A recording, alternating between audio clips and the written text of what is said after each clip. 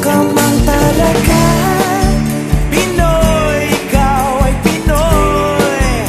Ipakita sa mundo kung ano kaya mo. Ibang-ibang Pinoy, huwag kang matatakot. On behalf of Filipino Association for Computer Excellence UAE, once again, we implemented our special projects, I Love Philippines. Last year, nakapag-donate tayo ng 30,000 para sa school repair sa lugar ng Iloilo. Ngayong taon na to, tayo naman ay magbibigay ng isang laptop at isang projector sa Tambad Primary School, Bacolod, Negros Oriental. Maaga kami umalis papuntang bundok ng Kawayan, Negros, dahil mga 4 na bundok pa ang malalagpasan bago namin marating ang eskwelahan.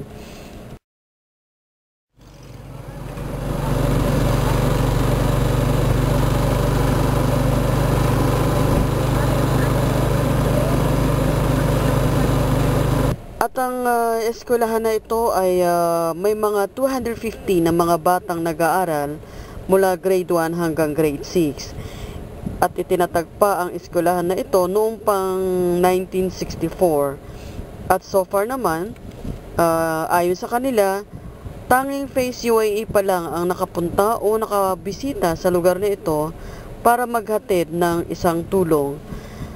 Ngayon, sa kaunting tulong natin ay alam natin na masayang-masaya naman sila, lalo na at hindi naman kailangang tumayo pa ang mga bata para makita ang nakalagay na ginagamit na isang laptop ng isang teacher.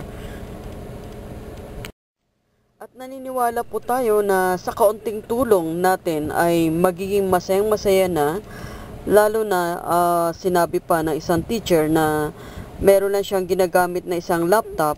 Ngayon, yung mga bata na nasa likod na hindi makita kung ano yung ipinapakita niya ay nahihirapan din siya.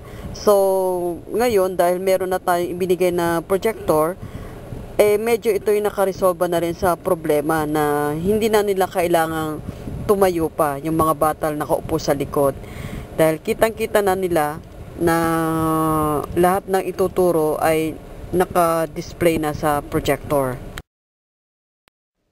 Nung araw din na ito, na tiyempohan din namin na may mga activity sila, which is yung nutrition day nila, kaya naisabay na rin yung ating pag-award ng ating donasyon sa kanila, which is tinanggap naman ni TIC, si Henry Makahilos, kasama naman ang mga kagawad ng barangay.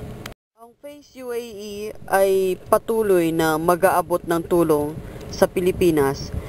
Ito ay bahagi lamang ng ating I Love Philippines Special Project.